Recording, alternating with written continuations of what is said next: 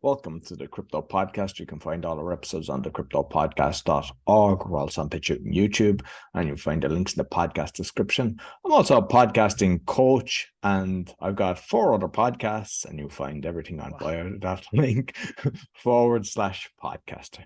My guest today, looking forward to this because he was actually on episode number 20, and we discussed a lot of things. We discussed NFT fraud. We also discussed domains because I had bought a domain and you had advised me correctly what to do, which I have done since, and it's a lot better because I don't have to keep repaying this. Now I own them and they're mine, which is brilliant.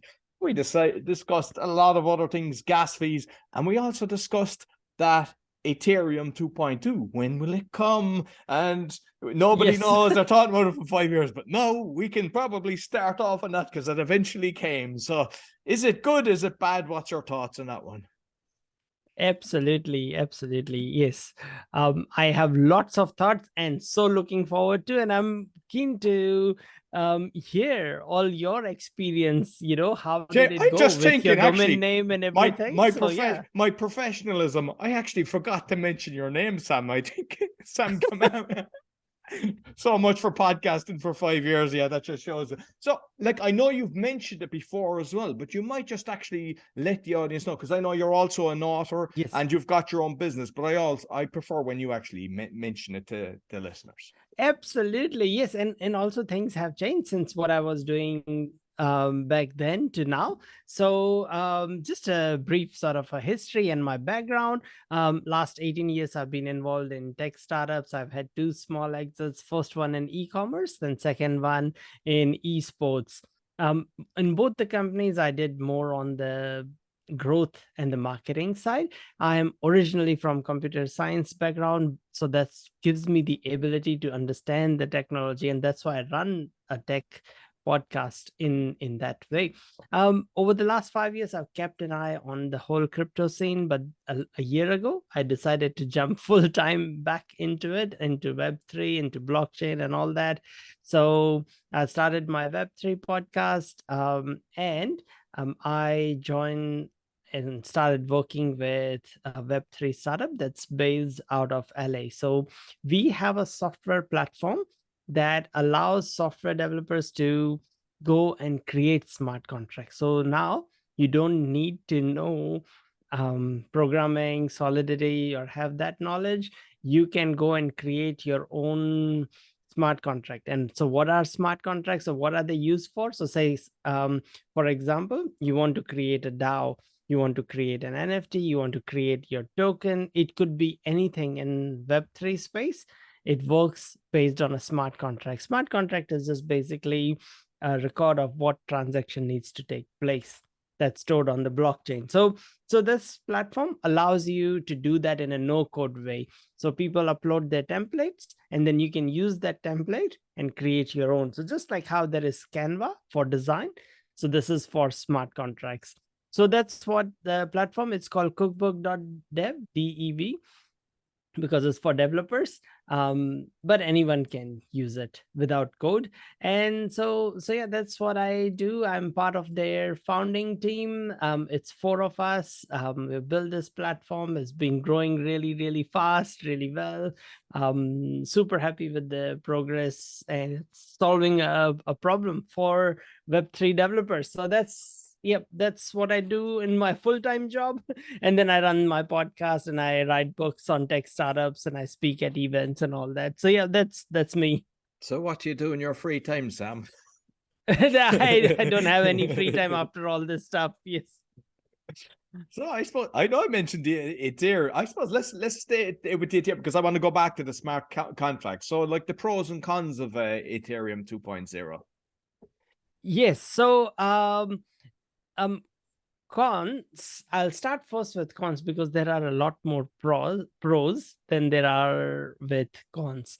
So on the pros side, on the con side, that it can make it a bit more centralized, because what has happened is that it has gone from proof of work to proof of stake. So you need to stake Ethereum.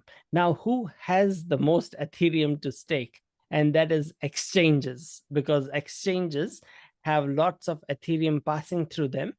And so they, at any point, they hold a lot of Ethereum. So top 5 exchanges, or it used to be 6, FTX is gone, as we all know. We can talk about that. That's a different topic. But yes, so top 5 exchanges hold about something like 65% of Ethereum. So they get that much of a say in what happens with Ethereum, because Ethereum is kind of like in a way, like an organization, or Ethereum Foundation. So they decide, okay, what do we want to do? So Ethereum has a roadmap, and the merge that just happened a couple of months ago was the first step. And it used to be said that for the last 4 or 5 years, it was always 6 months away, or for the last 5 years. And so it eventually happened. But the merge was just the first step in a 5-step process. So it's the merge, then it is the surge, the verge, the purge, and the last one is the plurge. So don't ask me to explain all this in detail. It is super technical, but the good thing, what it is for anyone to understand, and the easy thing is that now the pros on it is that the gas fees has already come down. The transactions are much faster. It is still very secure. And on how you address the con side, on the centralization part, is that exchanges, people put their money, or they decide to trade with what exchange. So if they don't like the decisions that exchange is taking, they are free to take their Ethereum out and keep it in their wallet, keep it in their, I'm sure everyone knows by now, not your keys, not your crypto. So they can keep in their own digital wallet. It doesn't even have to be a hardware wallet. It can still be a software wallet. You can just download it, and they're not connected to internet. So you can have a separate phone. You can just download it there and delete that app. Just keep the numbers, your phrase.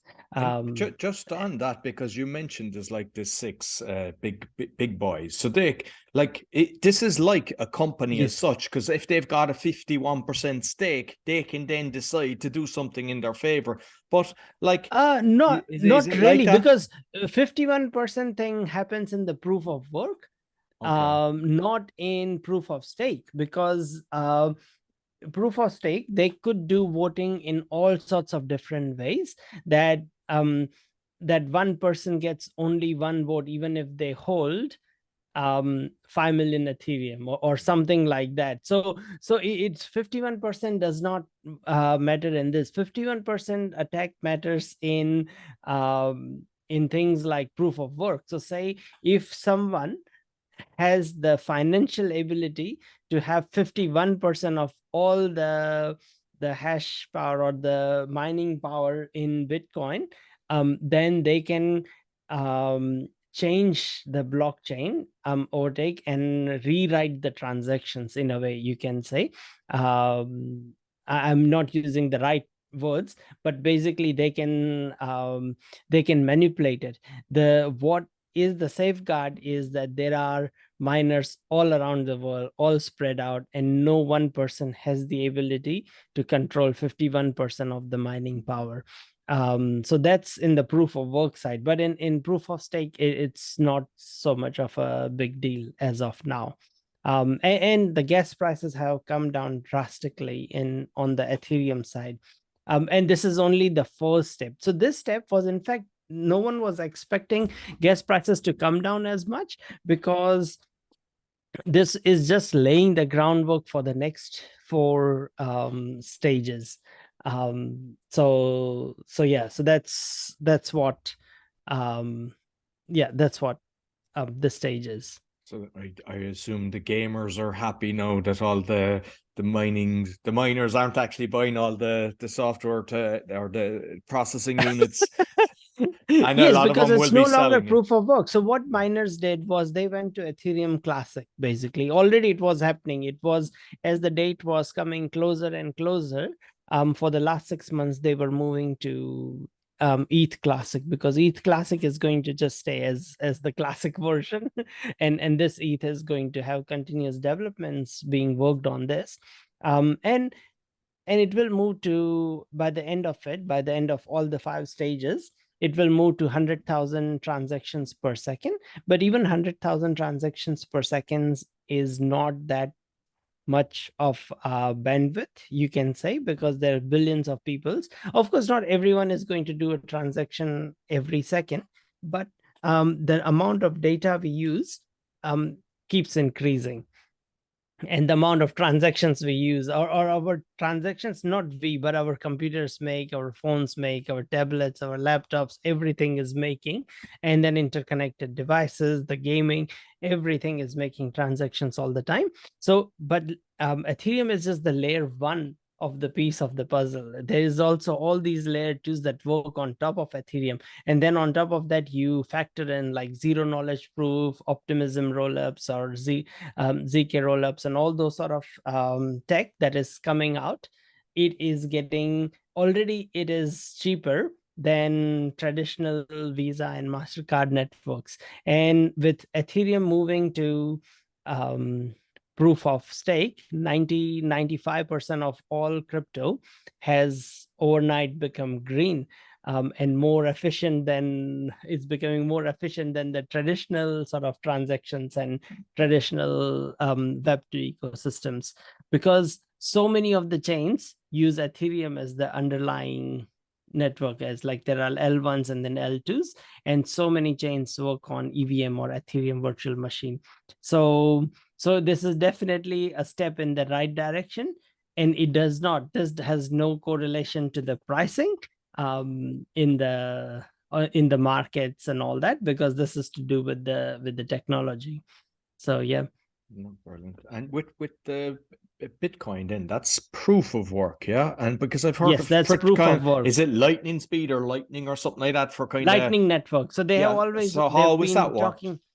So so basically the lightning network has the promise, or they've always promised, they've talked about of increasing the transaction speeds and reducing the amount of energy it takes and all that. But the thing is that I don't know many developers who currently are working on the Bitcoin network.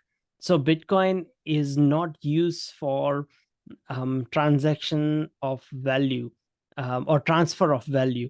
Bitcoin is purely used as a store of value in most cases. There are other use cases where Bitcoin is used. Bitcoin is used as the on-ramp to crypto. So people change from like the BUSD, like or what do you call, like USD to Bitcoin is the biggest pair on Binance. That is the biggest sort of transaction volume of anything. A lot of people move from USD to Bitcoin, and then from Bitcoin they go and change to other Ethereum and things. So the transactions and all the programming and most of the developers are in the Ethereum ecosystem. It is by far the biggest, and where the developers are, that's where the solutions will develop, whether it is in finance or in any industry or law or anything, or gaming, or whichever industry you touch.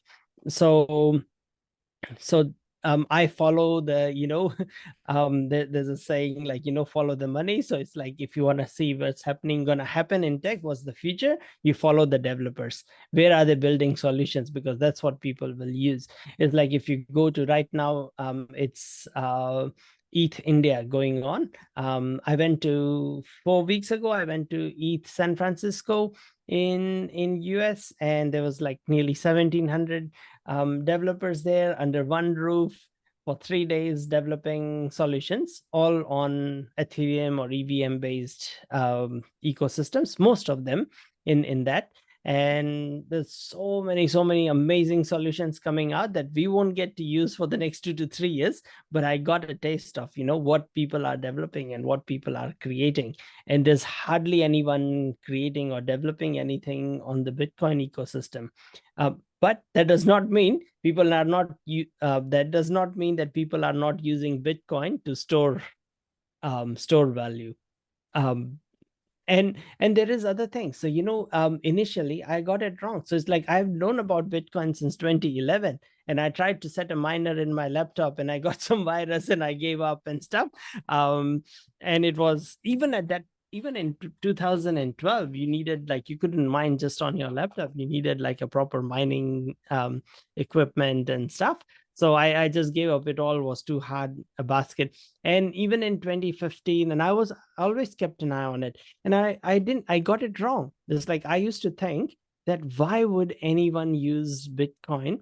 The transactions are slow and they are expensive. The transaction, if I just want to move $1 worth of Bitcoin, and it takes me proof of work and all that. So it's like, and the biggest of all is like, I could not, at that time I was running a small business, and we used to sell online and herbal supplements and things. So it's like I could not see it using, I mean, it's small as in it was still like multi-million dollar in revenue and profits and stuff, but I could not perceive paying to my suppliers in Bitcoin when the value is inflating or deflating by few 100% every day. When there is volatility, it's like no one likes volatility. It's like any developing country that's going through hyperinflation or deflation like crazy.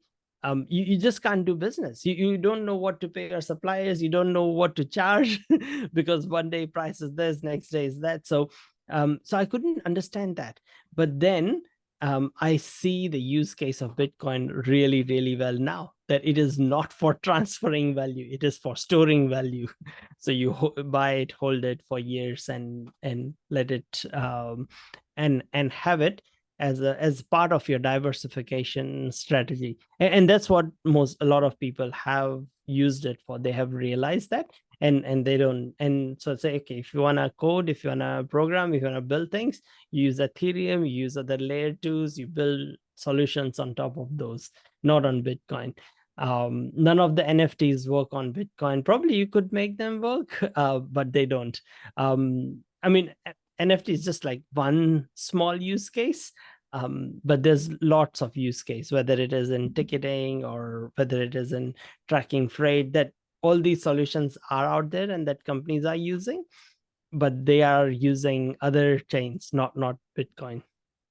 And like, based on what you're saying there, it looks to me like Ethereum is totally undervalued, and it can only go one direction. But then again, this no space is so not kind necessarily, of crazy. not necessarily, because there are lots of other chains that are based on Ethereum. They have the value. If you accumulate all those chains values with Ethereum, that the whole EVM ecosystem. So you have to consider other chains like Polygon and Metis, and there's so many. There's 20 chains. I can find you all the names of them, or even more, that work based on Ethereum. Even Binance, or BNB, it works on Ethereum, so it uses the same EVM ecosystem. Solana is the only big one that is different that I can think of, but most of them are Ethereum based. So when you add all those up, yes, the Ethereum ecosystem is already bigger in that way, and some of these L2s have the potential to become as big as Ethereum. And there is a word called flippening. So flippening is when the Ethereum's market cap will be higher than Bitcoin. So there has always been a speculation that will happen, but we don't know when. So yeah, it's interesting. Probably our next podcast, because every time we say something, it happens the next time. Yes. So we should definitely, if flippening happens, then we should definitely cover it. That we said it here and it happened. No, definitely. So I know you mentioned earlier about FTX, and I think there's been a kind of knock-on effects with, is it Gemini and Genesis? So like that's Yes, kind of yes, rocking the whole market. And I suppose let's touch on that, but also on the regulation, because it looks like the whole government was involved in this. Because if you look at Gary Gensler, MIT, and who's connected to yes. who, it's like it's rotten to the core.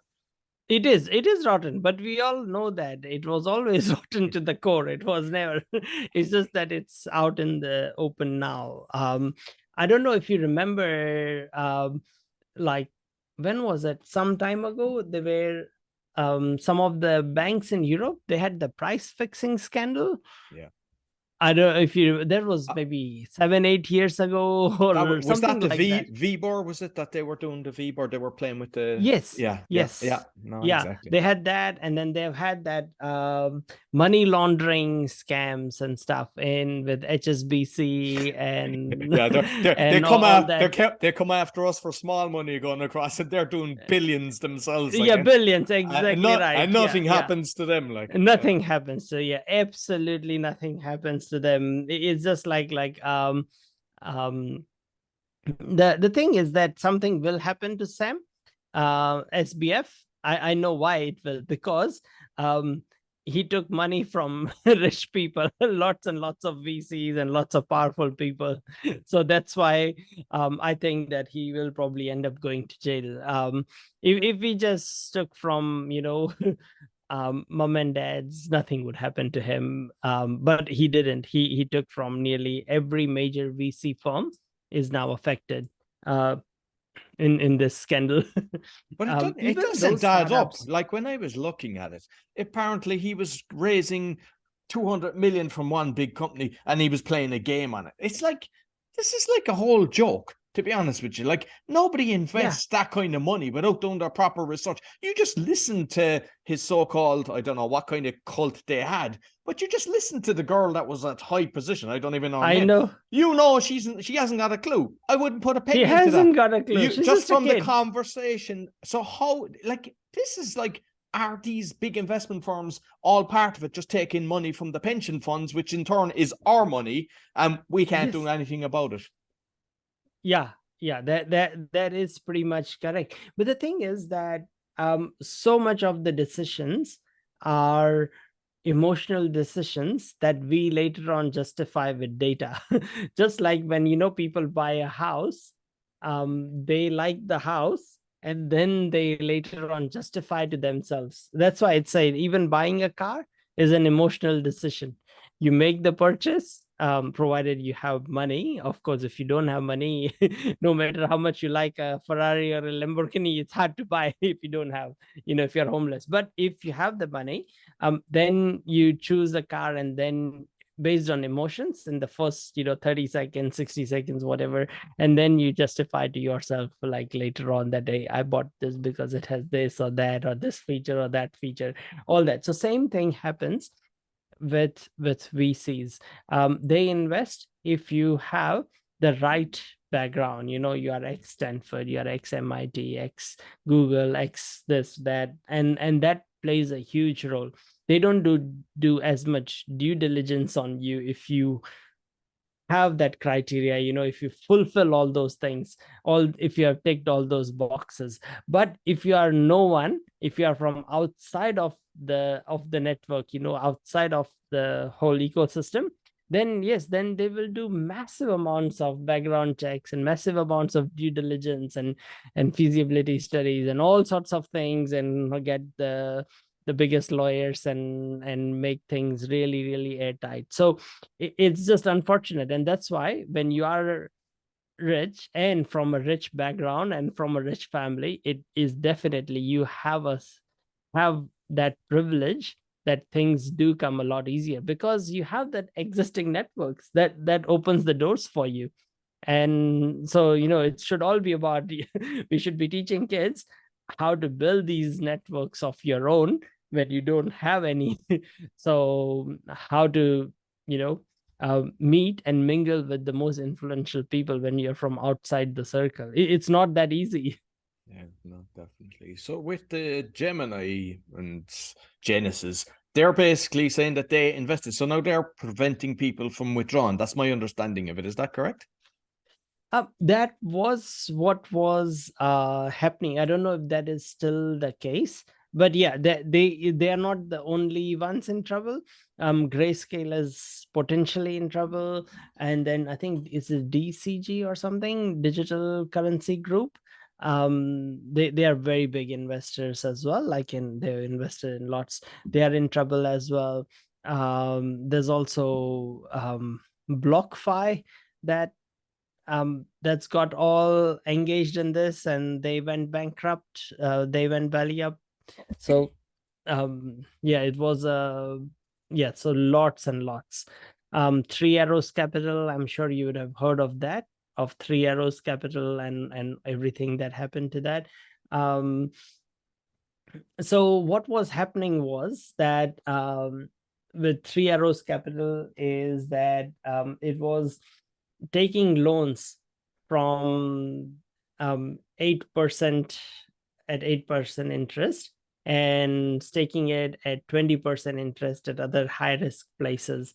And that loan was from BlockFi, and then it was loaning it to someone else. And then I think Luna or Anchor Protocol or someone, it was lending it to at 20%. And they thought they found this infinite money machine. They get 12%, arbitrage in the, but then when Anchor Protocol failed, could no longer pay that sort of rates, which always happens. Anyone's promising you 20% interest rates when the OCR is much lower, and so there's something happening somewhere. So anyway, so they failed on there, and then Three Arrows Capital could no longer pay BlockFi, and so BlockFi was going belly up.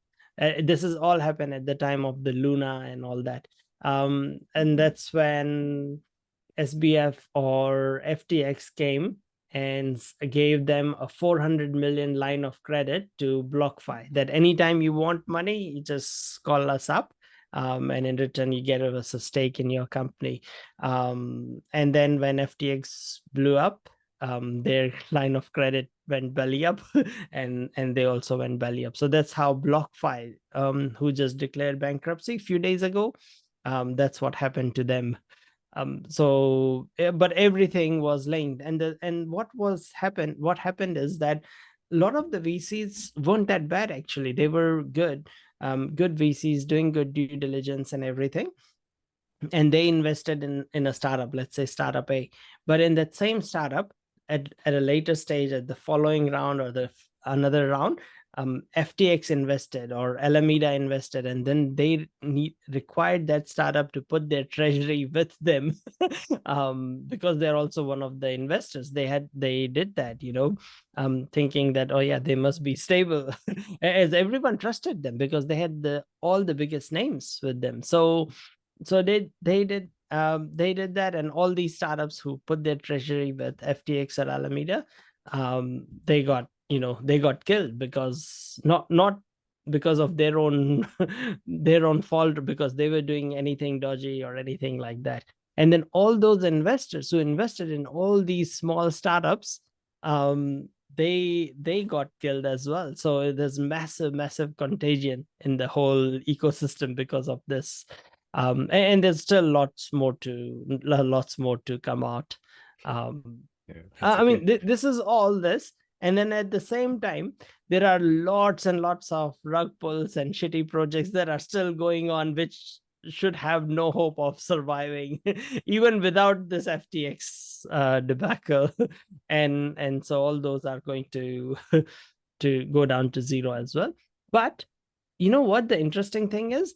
That at the same time, it's like I am still seeing so much developer activity, and there's still so many people building in this space that feels like it's not reduced at all, because those people are still there because they weren't trading, so they didn't get burned. They didn't care about trading the everyday price. It's like, you're a software engineer, you don't really care about Facebook stock market price, or Zoom that is 80% or 70% down, or you don't care about that. People who are trading, they got burnt. But yeah. Like you mentioned about Visa there, and it's something that I have discussed on other shows, and it's like a pet hate for me because PayPal, they take so much of a percentage. Like Yes. Visa and MasterCard, they're taking approximately 2.93%. And even PayPal, like I had one transaction, it was only small, it was like $50, but because of the account was set up a certain way, it was 11% between their fees and the currency exchange.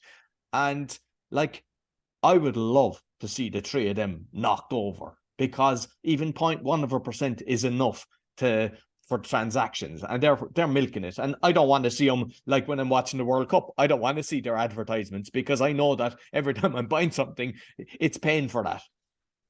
Yes, you would be surprised. So much of in the new decentralized world is open source and free. There is it is coming down so fast, all the fees and everything. We don't know how long all this open source things would be allowed to build and how long they would be able to be open source, but there are lots and lots of good DAOs, or like decentralized autonomous organizations, because of their simple structure and because a lot of these things can be run by such a small team that you don't need much money to run a lot of these things. And that's why I do think it is going to be a game changer. And we will see, not right now. We will see its effects in the next 2 to 3 years, in the next bull run, which always happens. Excellent. So with your own thing, with the smart contracts, because that's something that I'm conscious of. So is everything in the smart contract written in the blockchain and it's Yes. not stored? Because that's some of the thing that I had discussed with some of the NFTs and everything. And I know some people are kind of after figuring it out, but basically where it was stored, if somebody disappeared, that all the information was gone. So if we do say, if we're doing real estate with a smart contract or something like that, everything is on the actual blockchain, so that say if somebody decides to sell parcels of a land or apartments or something like that, Yes. that they actually, no matter what happens with the person that sold it, if they go bankrupt or whatever, you physically have what you've purchased. Yeah. So yes, 100% right. So basically, the concept of blockchain, blockchain is just a database. It's just a fancy name for a database, in my view. Let me try and explain the key sort of difference between a regular database and a blockchain. Um, in a probably not the correct example, but an easier way to explain. Think of a database as a drum or as a barrel, and you're just putting data in there. Of course, it is organized better than that, and it continuously reorganizes it. But that's how you think of it, as a database. Now, these database is say connected to a computer, and it's on the cloud. That's what generally happens. So when we logged into Zoom, it's our details are in a database, in most likely in AWS. So wherever their AWS server is, it just stays, our information stays there. If you're uploading this to the cloud, it will stay there and you'll be able to go back and access it. But if the day AWS or Zoom decides to go belly up, that's it, you lose all your information. But where a blockchain is, it's pretty much data stored in different blocks in a chain formation. So say your login information, say all your profile details, name, everything will be in a block, and all these different blocks will be distributed all around the world over thousands, hundreds of thousands of different computers. So that's what a blockchain is. So it's one address linking to another address, and it's in a chain. So you cannot rewrite it. What you can do is, how you edit it or how you add information is, you add another link to the chain at the end of the chain. So that's why you can go to something like ETH Explorer or ETH Scanner or something like that, and you can go and search and see, okay, who owned this NFT, or who owned this token before me, and who owned it before them, and who owned it before them, because it's in a completely open database. That's the blockchain. So there is transparency, and there is it's immutable and it's permissionless. So these are the key characteristics of blockchain. So say if you have your property records on chain, not in a database, not in a file in a database that's referred from on chain, but on chain itself, then it cannot be immuted. What you can do is you can, when you sell, it will add the new owner's name next to it. So you can go and see, okay, who was the previous owner, who's the new owner. And this data is spread through hundreds of thousands of computers. And whenever a transaction happens, the gas fees then goes to these people for maintaining that database. So that's how it works. Right now, we pay a fees to Zoom, and then Zoom pays that fees to AWS to maintain that database. So it's the same infrastructure, just that this is decentralized. So there is no one person controlling. If that one person is in the middle, switches off their computer, there is a built redundancy in the blockchain, and someone else's computer around the world, because it's distributed between hundreds of thousands of computers, that computer picks up the slack. So so that's the key difference. Now with NFTs, there's a bit of nuance to that, because what happens is the image file or the video file or the graphic or the sound file could be quite big. So storing it on blockchain is still expensive.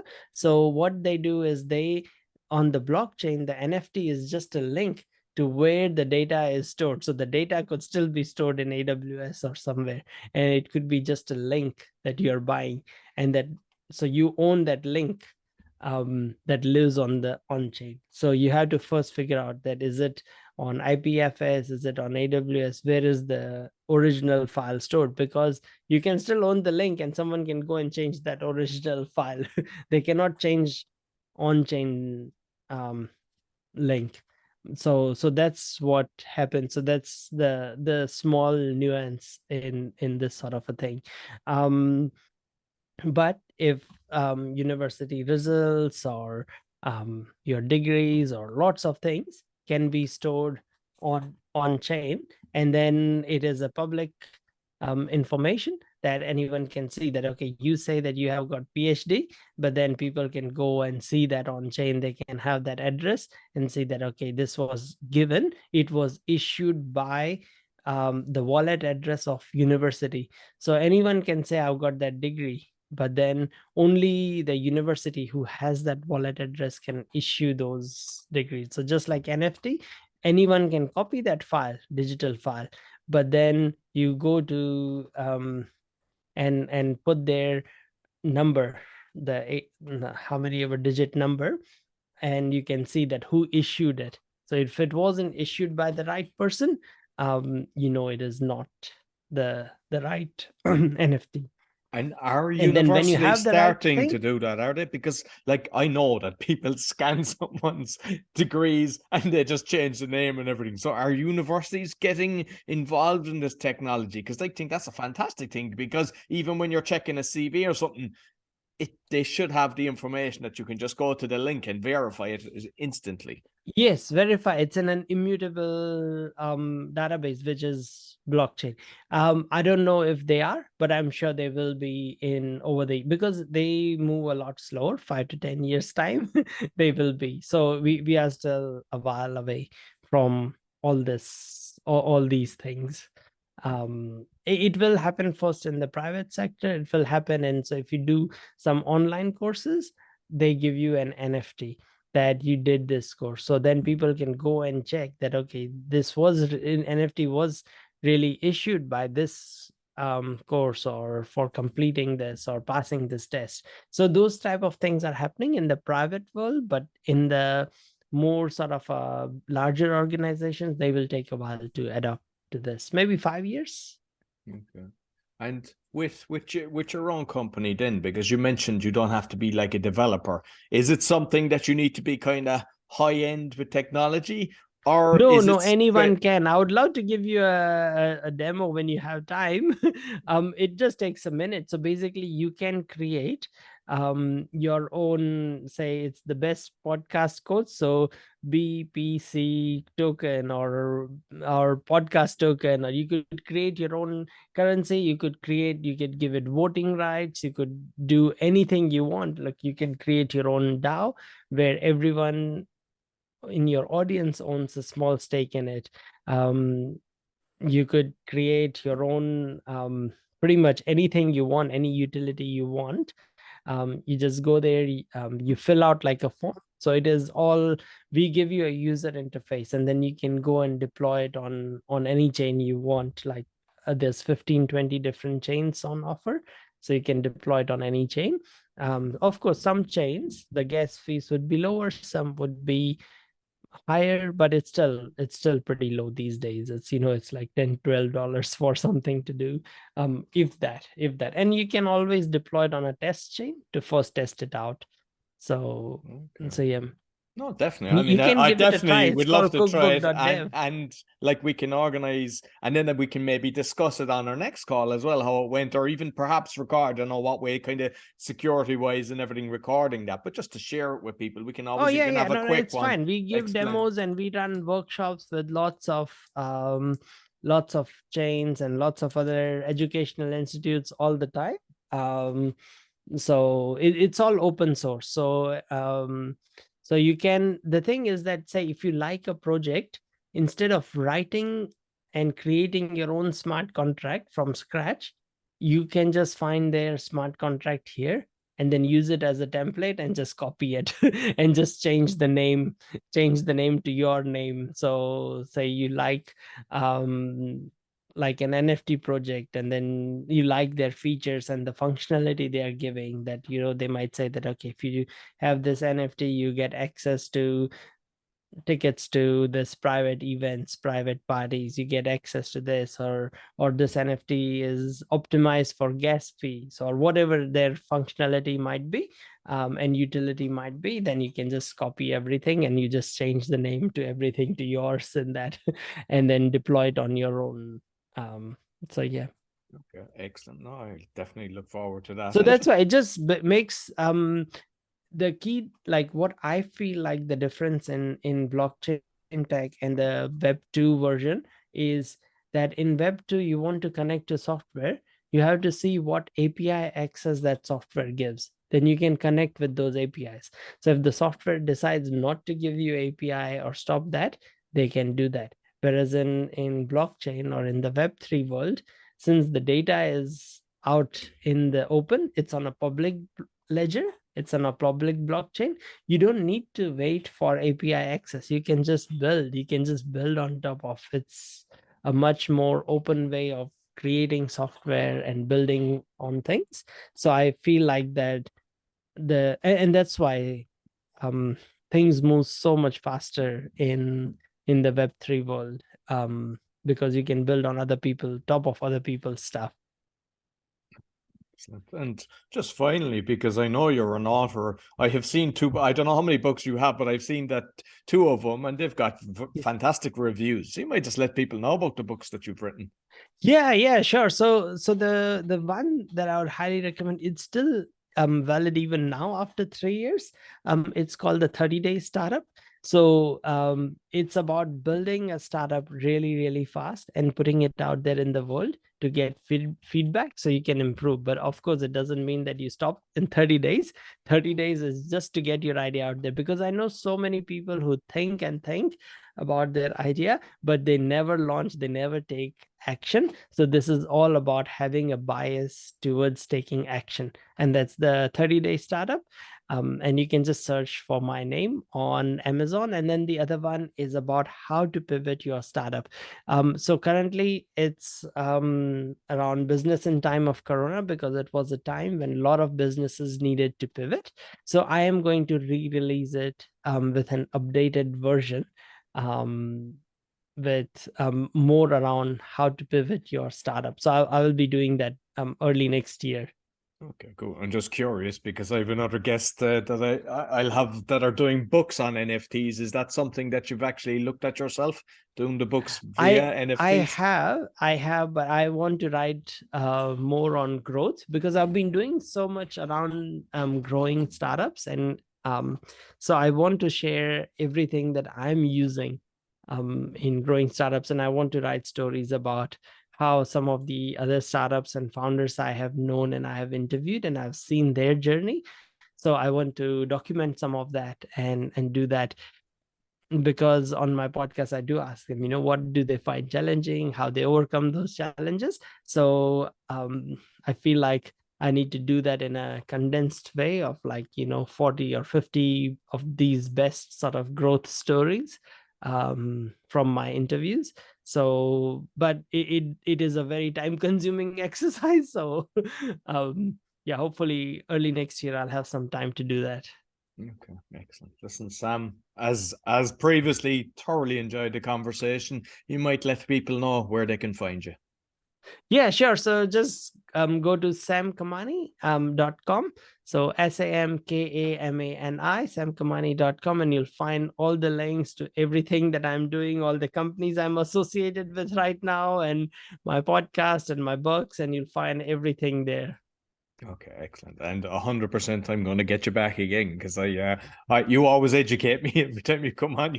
So I know I move up a level. I'm still at the bottom end of the rung, but I'm getting there. So I thank you Oh, for no, no. the I way you have so share the much fun knowledge. talking with you as well. And you know what I'm going to do? I'm going to connect you with some really switched on founders who are working in this space and crypto space, and who are building some really good, amazing companies and stuff. So let me connect you with them. Okay, brilliant. So that's all for the Good, good crypto stuff. podcast. Thank you very much. That's all for the Thank you. Thank you.